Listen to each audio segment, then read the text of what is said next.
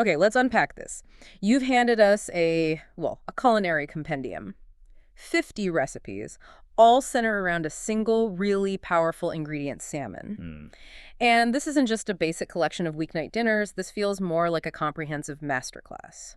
It suggests that the path to a most wanted salmon dish is, well, it's far more varied and frankly more complicated than just throwing a fillet in the oven. What's immediately fascinating to me is how these recipes function as a kind of um, a deep historical and geographical study of the ingredient. How so? Well, you see this clear tension between two different culinary goals.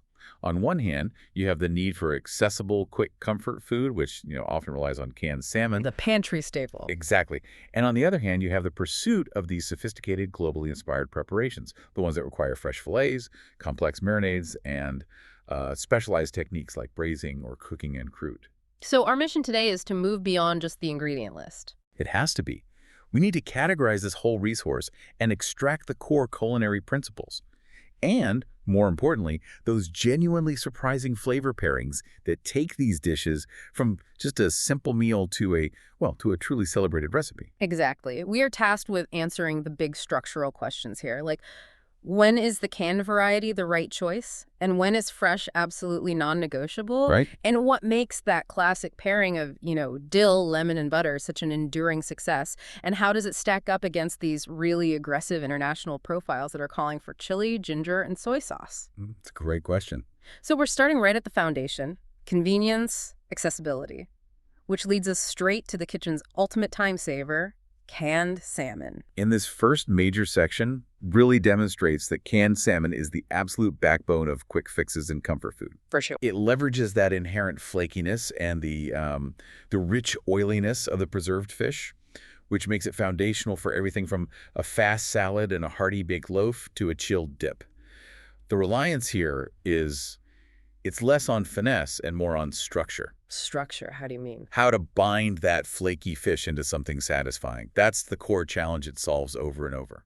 And we begin with a dish that beautifully marries those pantry staples with fresh texture: the Alaska Salmon and Avocado Pasta Salad. A great place to start. The base is built on about 6 ounces of dry pasta, and it says you can use penne, macaroni, shells, rotini, whatever you have. Pretty flexible. And a generous portion of about 15 ounces of drained and flaked canned Alaska salmon. Now, the preparation here shows immediate sophistication, and it's through a technique that we call flavor layering. Right, it's not all just thrown in a bowl. Not at all. The drained and cooled pasta is first tossed with just a couple of tablespoons of French dressing.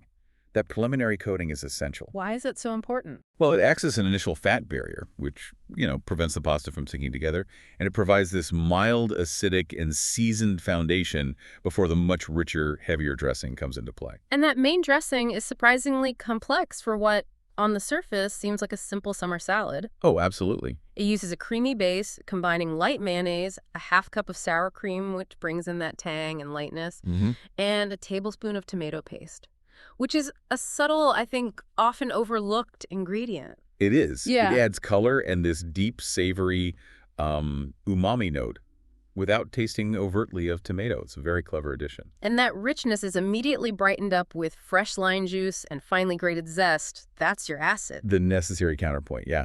Then for texture, you get thinly sliced green onion, thinly sliced red bell pepper for crunch, and a couple of tablespoons of fresh cilantro or parsley. And here's what I think is the true chef's insight, and it's all about timing and texture. You thoroughly whisk the dressing, you combine it with the salmon, the pasta, the vegetables, and then you chill the whole mixture really well. Okay. And critically, only after it's properly chilled do you gently fold in the diced ripe avocados. That is non-negotiable. That's the key. Why? Well, if you add the avocado too early, the acidity in the dressing will cause them to brown. And all that stirring is just going to turn them to mush. Right. By adding them gently right before you serve, you ensure those beautiful green chunks retain their firmness and their color. It's a highly considered dish for something that's just labeled a pasta salad. That focus on contrast and texture is key. Now let's pivot dramatically to the Alaska Salmon a la Rainier. Oh, this one. We have 2 versions, which I think really illustrate just how far apart recipes sharing the same name can be. Version 1 is the definition of a hearty canned salmon chowder. Version 1 is pure, cold weather comfort food spread across 2 pages. It uses about 7.5 ounces of canned salmon, and the recipe explicitly tells you to save the liquid from the can. That's vital, right? It's absolutely vital. That liquid, combined with low-sodium chicken broth, forms the deeply flavored simmering base for all the hard vegetables, the diced potatoes, the carrots, chopped onion, and celery. And the process is very classic. It's layered cooking. They start by sautéing the aromatic celery, garlic, and onions in margarine. Right. Then they simmer the potatoes and carrots in that broth and salmon liquid mixture for about 20 minutes until they're tender. It's a very measured process. After that long simmer, you introduce the softer vegetables like chopped broccoli for just 5 minutes. You don't want them to get mushy. Exactly. And the final step is where all the richness comes in. You enrich the entire mixture with a large can of evaporated milk, frozen corn kernels, and then you stir in the flaked salmon just until it's heated through. It's a textbook creamy chowder. Thickened by simmering and enriched by dairy. A perfect example. And now hold on to your hats, because version 2 of Alaska Salmon a la Rainier throws us clear across the globe. A huge leap. We move from creamy chowder to sophisticated, fresh, Asian-inspired fillets. This second version is such a powerful demonstration of how technique dictates flavor. It's built around 6 fresh Alaska salmon fillets. And the entire identity of the dish comes from this remarkably potent and unconventional marinade. Unconventional is an understatement. The surprising base is a 16-ounce can of whole berry cranberry sauce. I know. It's fantastic. This isn't just for flavor, is it? Not at all. The pectin and the sugar in that cranberry sauce act as a fantastic natural thickener and binder for the glaze. So that sweet base is then cut with cranberry cocktail juice, soy sauce for the salt and umami, and dry vermouth. That vermouth addition is the sophisticated detail to fortified wine, so it adds these subtle herbal notes and a depth that, regular white wine just wouldn't provide. And balancing all those liquids are these intense aromatics, chopped garlic, brown sugar to help with caramelization, grated fresh ginger root, and that pungent, nutty flavor of Asian sesame oil. It's a powerhouse marinade. So the preparation involves marinating the salmon for only 1 hour, just enough time for those surface flavors to penetrate. Right. Then you gently pat the fillets dry, which is a crucial step for getting a proper sear. The most crucial step. And cook them on a skillet in vegetable oil. And here we encounter that critical rule again. The cooking time is 10 minutes for every inch of thickness, cooked in batches to make sure the pan stays hot. And the genius move is the final sauce. Once the salmon is removed, you discard the cooking oil, you add the saved marinade back to that hot skillet, and you aggressively reduce it for about 8 to 10 minutes. Until what? Until it thickens into this glossy, intense glaze. That reduction step dramatically concentrates the sweetness, the salt, and the ginger right before you serve it. That rule, 10 minutes per inch, that's an immediate, tangible takeaway for you, the listener. It applies across so many different cooking methods. It does, and it's probably the most important metric for guaranteeing doneness in fresh fish, whether you're sautéing, grilling, or broiling. Yeah. But speaking of consistency, Section 1 really solidifies the historical importance of salmon loaves and cakes as these comfort food anchors. We see 5 versions across the material, from Allison's loaf to the macaroni loaf, and canned salmon is absolutely the indispensable starting point for all of them. The common denominator across all 5 of these is the need for a binder. Canned salmon is flaky and moist, but it lacks any internal structure on its own. It falls apart. Right. So you need to introduce something starchy to hold it all together while it bakes. Precisely. Take Allison's salmon loaf, for example. It uses the salmon mixed with fresh breadcrumbs, chopped fresh mushrooms, onion, lemon juice, and zest. The spice profile here is robust, calling for Cajun seasoning or crushed dried rosemary. It's baked at 375. It's relying on the mushrooms and the crumbs to provide that bulk. Yep. Then the basic best salmon loaf really maximizes moisture retention. It calls for about 15.5 ounces of canned salmon, and it specifically says to save a couple of tablespoons of the liquid from the can.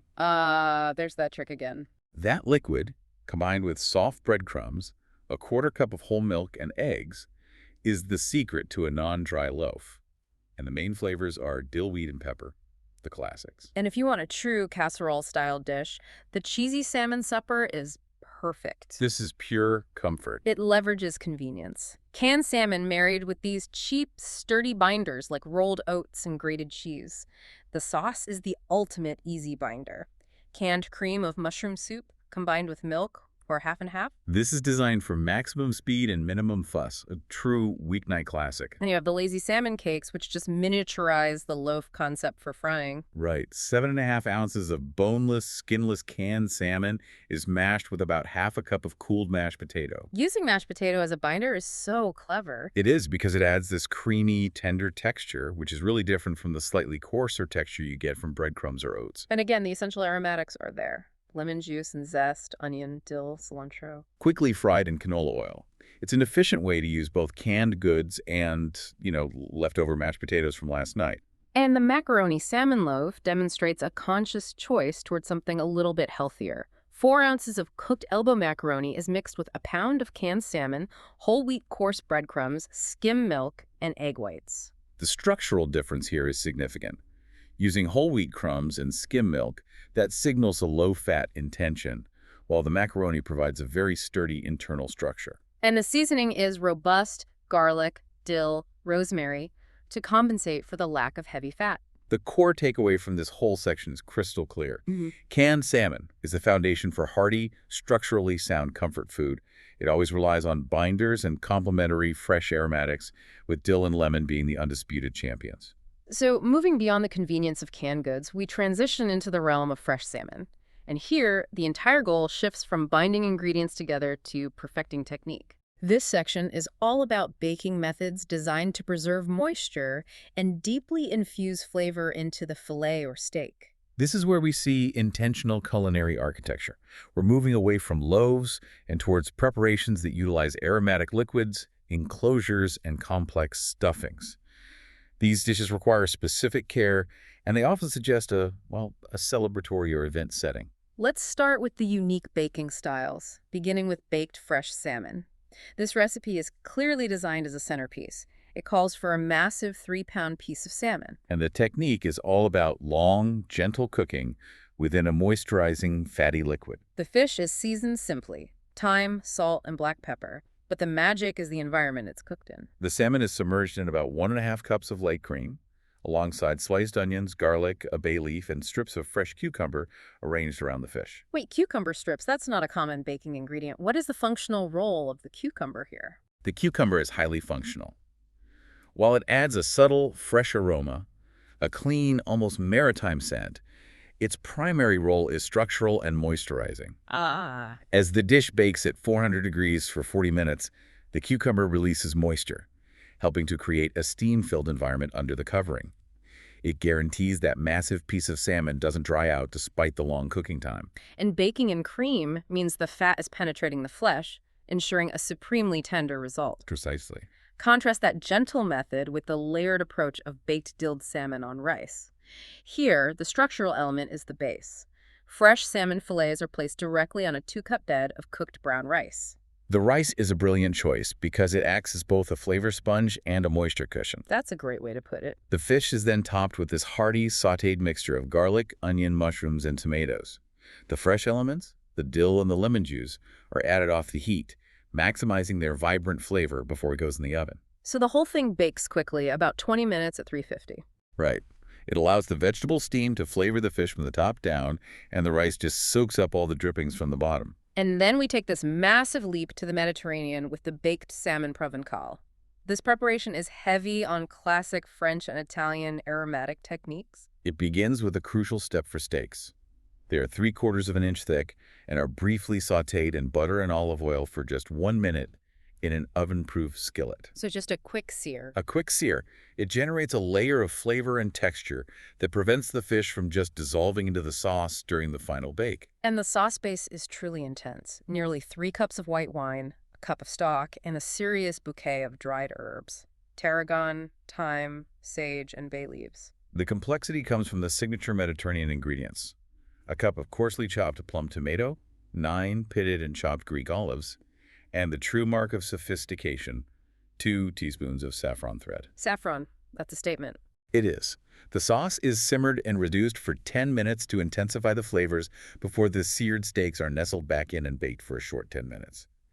Saffron is expensive and potent. Its inclusion here signals this is not a casual dish. It provides a deep, floral, earthy note. I noticed that this section repeatedly emphasizes enclosure methods for moisture retention.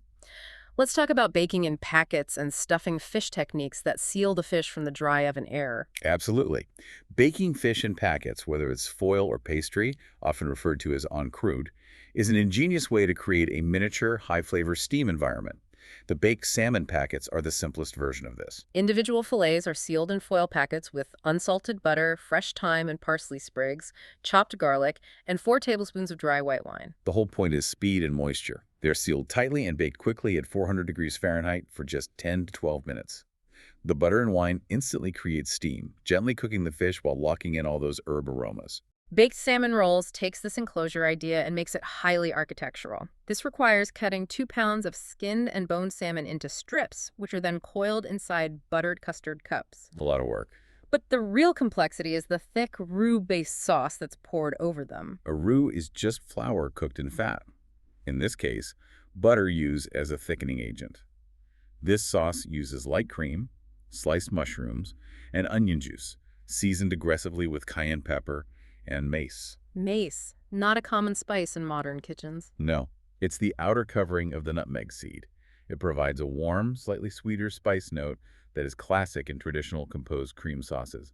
This is a very old-school, formal preparation. For a rich appetizer, we have the baked smoked salmon and feta cheese en croute. This uses the smoke variety of salmon. Right.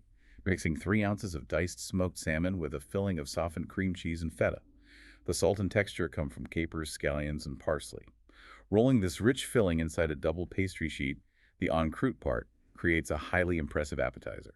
That combination of fatty, rich smoked salmon with the tangy feta and cream cheese filling is just perfect for serving at room temperature. It's a classic for a reason. Finally, the ultimate centerpiece. Baked stuffed lake trout salmon or walleye. This isn't a fillet. This is for a whole 6-pound dressed fish. This is ceremonial cooking. It truly is. The 6-pound fish is rubbed inside and out with salt and white pepper, and it's baked with a liquid base of white wine, marjoram, bay leaf, shallots, carrots, and celery. And the technique requires continuous basting with melted butter and the pan drippings, Which ensures the exposed skin remains moist and crisp, a crucial step. and they offer 2 distinct stuffing options. The celery stuffing is very rustic and savory. Yes, onions, celery, and even celery tops are sautéed in butter, mixed with breadcrumbs, and seasoned heavily with the herb savory. The savory. It's a strong, slightly peppery herb that provides a robust, almost Christmas dinner flavor profile. Whereas the second option, the fennel tarragon stuffing, is much brighter and more delicate. The introduction of fennel seed and fresh tarragon gives it an anise and licorice lift, a much more modern and aromatic flavor profile. It's relying on fresh herbs rather than the heavier savory. And both are stuffed into the cavity, sewn shut, and the entire production concludes with these really detailed instructions on how to carve and serve the whole roast. Right, removing the head, carving through the bone, and lifting the backbone to present 2 perfectly boneless halves. The level of detail reinforces that this is a sophisticated event-level cooking project. So Section 3 is dedicated entirely to high-heat methods. Grilling, barbecuing, searing. These methods demand precision because the window for achieving perfect doneness is so narrow. It is. This is where that crucial cooking rule, 10 minutes per inch of thickness, becomes absolute law. And high heat requires flavor profiles that are bold enough to stand up to the char and the intensity. We see sauces here generally applied as glazes or as vibrant, fresh side salsas rather than long, liquid braises. The seasoning has to penetrate quickly. We see that simple glaze idea in the barbecue salmon steaks with green ginger sauce. The steaks are merely brushed with a quick glaze of soy sauce and refined sugar before they hit the barbecue. The intensity of this dish comes entirely from the surprising side accompaniment, the green sauce. It's a quick puree, not a cooked sauce, combining parsley, chives, capers, onion, lemon or lime juice, and olive oil. And the unexpected emulsifier and binder here is a hard-boiled egg. A hard-boiled egg. It's fantastic. It provides richness and a necessary body to the sauce. It ensures that the oil and the water-based ingredients don't separate, creating a thick, uniform texture. A bit like a pesto, but with this added savory depth. Exactly. Now contrast that complexity with the Mediterranean simplicity of barbecued salmon with basil. Here, the marinade is a classic oily acidic blend of olive oil, lemon juice, and crushed dried basil. The goal there is just to season and provide just enough fat to prevent sticking on the grill. Very straightforward. Now we get to the barbecued salmon with field greens, which introduces a significantly more complex barbecue rub. This is a structural rub that hits all the flavor notes. Sweet, savory, and spicy. It's a powerhouse. Yeah. It includes garlic powder, onion powder, 3 tablespoons of refined sugar, which is crucial for caramelization under high heat, Right. 2 tablespoons of chili powder, allspice, cumin, white pepper, and paprika. And the method here is key. The rub isn't just tossed on, it acts as a dry marinade. It's applied evenly and allowed to penetrate for about 6 hours. Then, the fillets are lightly oiled and grilled. And the dish is brilliantly cohesive because the rest of the preparation uses the same rub. It's served with a vinaigrette that incorporates some of the saved dry rub mixture, blended into V8 vegetable juice, balsamic vinegar, chopped tomato, and olive oil. Using V8 is clever. It is. It already contains a savory, acidic base, and combined with the rub, it creates a vibrant, slightly smoky dressing that ties the salad directly to the flavor of the grilled fish. Let's move to perhaps the most potent liquid marinade we've seen, the bourbon marinated grilled salmon. This is an overnight commitment for a 3-pound piece of fish. The ingredients list is aggressively heavy. 2 cups of soy sauce and 2 cups of bourbon, alongside fresh ginger, black pepper, chili powder, chopped garlic, and sesame oil. This marinade is almost excessive in volume, suggesting total submersion is required for that deep flavor penetration. I have to ask. 2 full cups of bourbon and 2 cups of soy sauce, plus sugar, marinated overnight. Isn't there a real risk of the sugars in the bourbon and soy causing that fillet to just caramelize and burn on the grill before a 3-pound piece of fish is cooked through to the center? That's a great question, and it highlights a critical consideration in high-sugar marinades. The presence of bourbon, which contains sugar, absolutely increases the risk of burning. However, the use of mesquite wood smoke here acts as a slow heat environment, complementing the heavy, smoky, sweet flavors of the marinade while allowing the fish to cook through. The depth of the soy and bourbon requires a longer marinating time to balance the natural richness of the fish. This recipe is clearly prioritizing a maximum flavor crust over speed. Shifting indoors, we look at searing and broiling styles, where that 10 minutes per inch rule remains the driver. The all-American salmon sauté with mushroom sauce starts with building the sauce first. It does. They boil and reduce low-sodium chicken broth until it's highly concentrated. Sliced mushrooms and garlic are sautéed. The thickening agent is a slurry, which is a simple mixture of starch and cold liquid, but here they cleverly use 2 teaspoons of cornstarch mixed into half a cup of plain non-fat yogurt. Using yogurt in the slurry is key. It thickens the sauce beautifully while adding a slight necessary tang to cut through the richness of the mushrooms and the fish without adding the heavy fat that cream would. And the salmon steaks are then seasoned and sautéed on a nonstick pan for that precise cook time, gaining a quick crust while the sauce maintains overall moisture. Broiled salmon teriyaki is all about the glaze.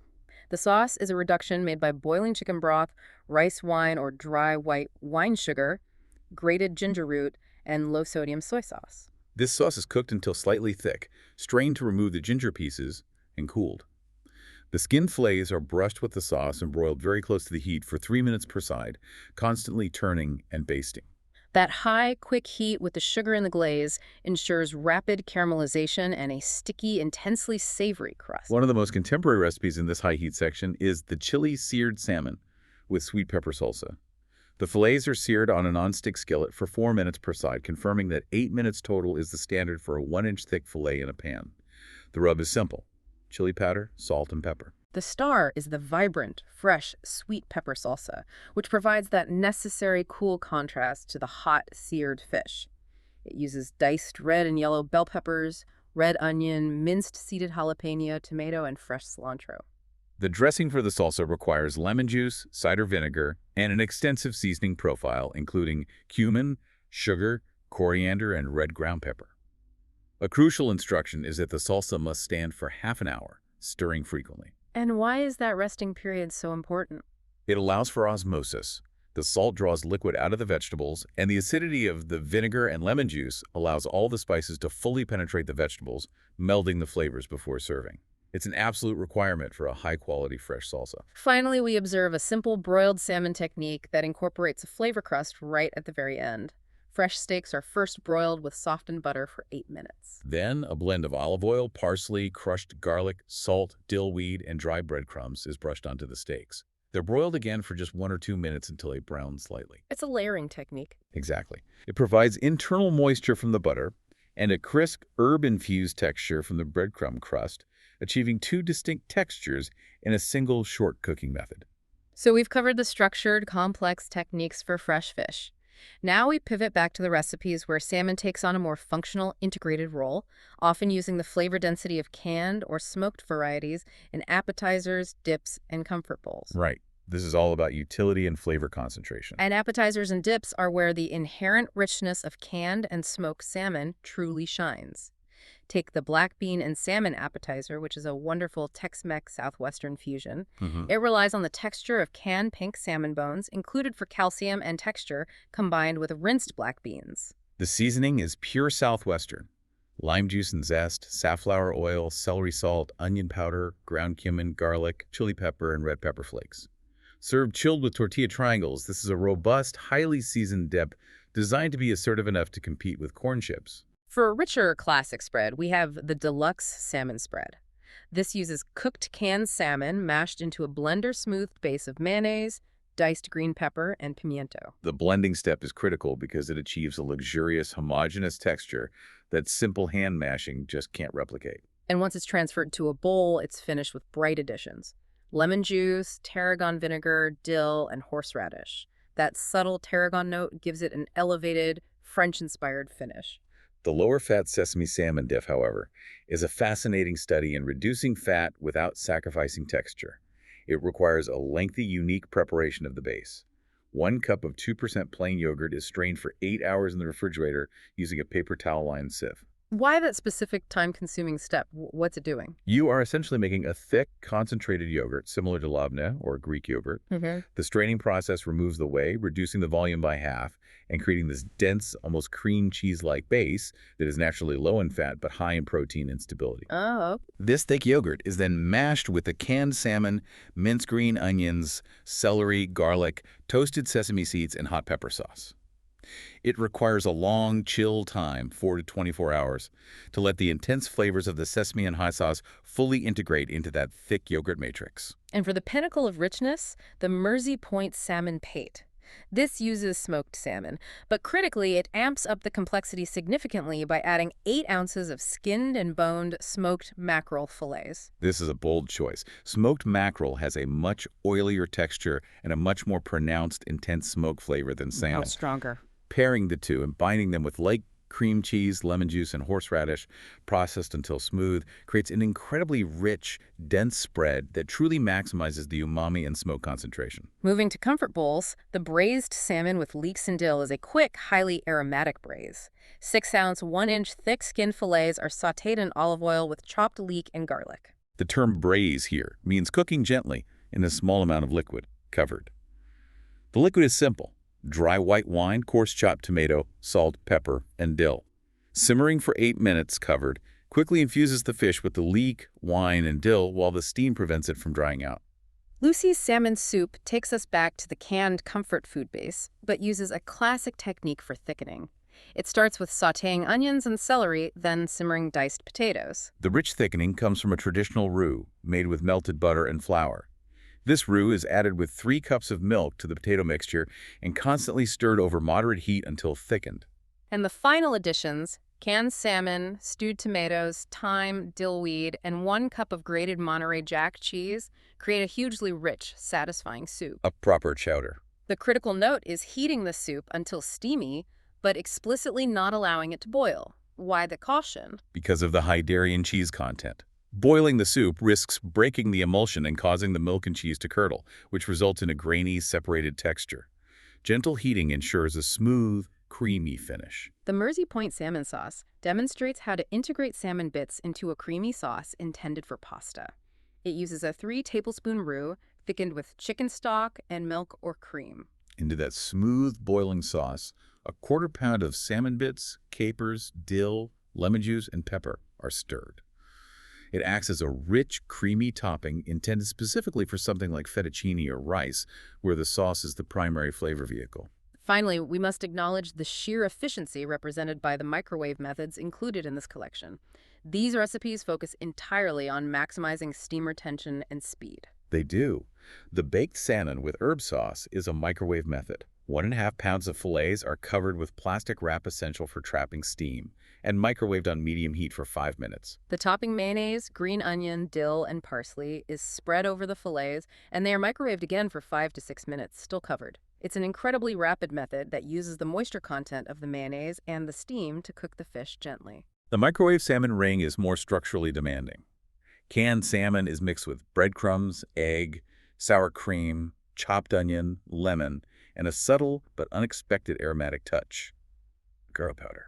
The curry powder is an interesting global twist in a very traditional ring mold composition. It's cooked in a microwave ring pan on high, rested, and then served with a separate roux-based dill sauce. And finally, the ultimate convenience meal.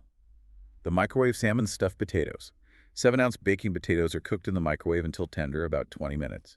The pulp is scooped out and mashed with canned Alaska salmon, milk, egg, margarine, minced onions, diced green chiles, and a cup of shredded Monterey Jack cheese. This is a brilliant, resourceful way to create a hearty, self-contained meal.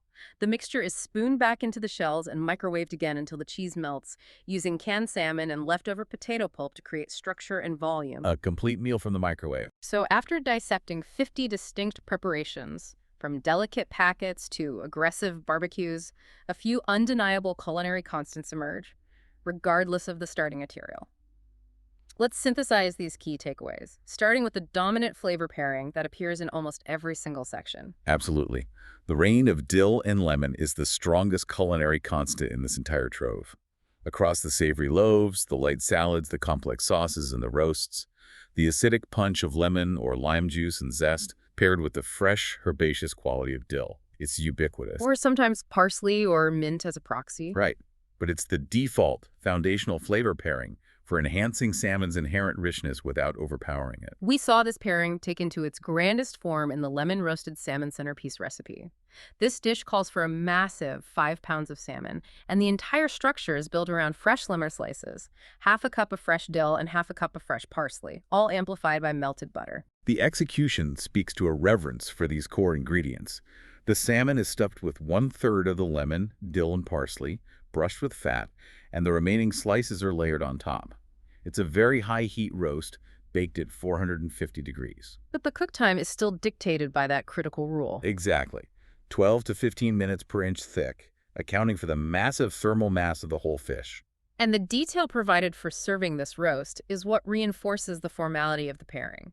It involves removing the head, carefully carving it lengthwise, moving the skin, and then lifting the backbone entirely to present two perfectly boneless halves. It's a ceremony built entirely on the harmonious relationship between fat, fresh herbs, and acid. Beyond flavor, the other consistent thread is the strategic, relentless reliance on fat and moisture techniques. The number one threat to cooking salmon is dryness, and these recipes universally employ countermeasures to prevent this, regardless of the heat source. We saw this through the use of high-fat liquids, the baked fresh salmon submerged in light cream, the salmon packets using butter and white wine for steam. And the cheesy salmon supper using cream of mushroom soup and half as a thick, protective blanket. And for high-heat cooking, where the fish is most vulnerable, fat acts as a flavor vehicle and a shield. For a truly surprising example of fat and umami working together, we must highlight the anchovy-grilled salmon steaks. Oh, right. The technique is built entirely around a compound butter. That anchovy butter is truly unique. It's 6 anchovy fillets soaked in milk, then mashed until creamy and beaten into unsalted butter with a drop of hot sauce. Why anchovy butter rather than a simple oil rub or marinade? It achieves multiple goals at once. First, it provides a stable, flavorful fat source that melts slowly, preventing the steaks from sticking and drying out on the grill. Second, the anchovy provides a massive dose of pure, fermented umami and salinity. It's an instant flavor accelerator. Exactly. By using the butter, they replace the need for complex, lengthy seasoning, while adding immediate richness that a simple oil or dry rub just couldn't provide. This collection, encompassing 50 ways to prepare salmon, really serves as a structural masterclass in how to treat one of the world's most versatile fish. It absolutely does. We've synthesized preparations ranging from the quick and incredibly creative use of canned salmon in loaves, dips, and chunky soups, relying on binding agents like breadcrumbs, oats, potatoes, or even yogurt. And we contrasted that with the intentional, sophisticated approach to fresh salmon, utilizing advanced global techniques like the Provençal braise with saffron, the multi-day bourbon marinade for grilling, and the architectural assembly of salmon rolls and stuffed appetizers. The final takeaway for you, the listener, must be that the key to achieving any most wanted salmon dish relies on two things. Flavor layering, whether through bold, sweet, and spicy rubs or delicate dill cream sauces, and precise technical cooking dictated by thickness. The 10 minutes per inch rule. It's the golden constant, applying consistently across grilling, sautéing, and even massive roasting formats. We've witnessed salmon elevated from a simple comfort food ingredient to a grand, globally influenced centerpiece. What stands out to you, the listener, as we detailed the complexity of seasoning required to elevate such a robust, rich fish? Think about how far we moved beyond salt and pepper, incorporating saffron threads, dry vermouth, specific regional chili powders, and even pairing it with smoked mackerel for deep flavor density. The revelation is that complexity isn't always about difficulty, but about strategic choices. We saw how a simple step like thickening a sauce with strained yogurt or a single ingredient like saffron can completely transform the identity of a dish. Considering the sheer volume of baked salmon variations we explored, from the simple steamy foil packets to the complex whole lemon-roasted centerpiece, why do we so often default to the simplest possible preparation? What new complexity were you introduced the next time you cook salmon, armed with the knowledge of saffron, vermouth, or that incredibly rich smoked mackerel blend? That's your homework from the deep dive.